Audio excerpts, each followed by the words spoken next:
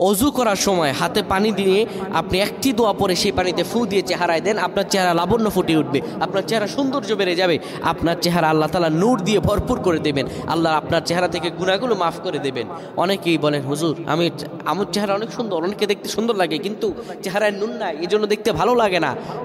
এই জন্য যে চেহারায় নূর, এটা অত্যন্ত গুরুত্বপূর্ণ বিষয়। আল্লাহ তাআলার দেন নূর, এই নূর যুক্ত চেহারা, আহারে এটাই সুন্দর প্রশান্তিময় চেহারা। আপনি আজানের পরে আপনি যখন অজু করবেন, অজু বানাইতে যাইবেন, সে অজু পানি যখন চেহারা মুখমণ্ডলিতে দেবেন, এক মুখমণ্ডলী ধৌত করা এটি ফরজ, অজুর ফরজ 4টি, এই 4টির মধ্যে একটি।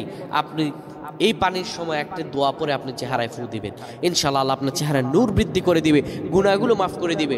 অনেক সময় আমরা গুনাহ করতে করতে চেহারা আল্লাহ রাব্বুল আলামিন কুৎসিত বানায় দেয়, চেহারা আমাদের নোংরা বানায় দেয়, কিন্তু আপনি গুনাহ ছেড়ে যখন আমলের পথে আসবেন, আল্লাহ আপনার চেহারায় নূর দিয়ে দিবে। আপনি যখন ওযু করবেন, অজুর পানিটা যখন মুখে দিবেন, সেই পানিটা হাতের মধ্যে নিয়ে আপনি পড়বেন, আল্লাহু নূরুস সামাওয়াতি ওয়াল আরদ, আল্লাহু নূরুস সামাওয়াতি ওয়াল আরদ। 3 বার পরে একবার দুরূদ শরীফ পড়ে সেই পানিতে ফু দিয়ে চেহারায় লাগাবেন। আমার আল্লাহ রাব্বুল আলামিন আপনার চেহারায় যত লাবণ্য আছে, যত বরকত আছে, আমার আল্লাহ সব কিছু ঢেলে দেবে। সুবহানাল্লাহ পয়েন্ট।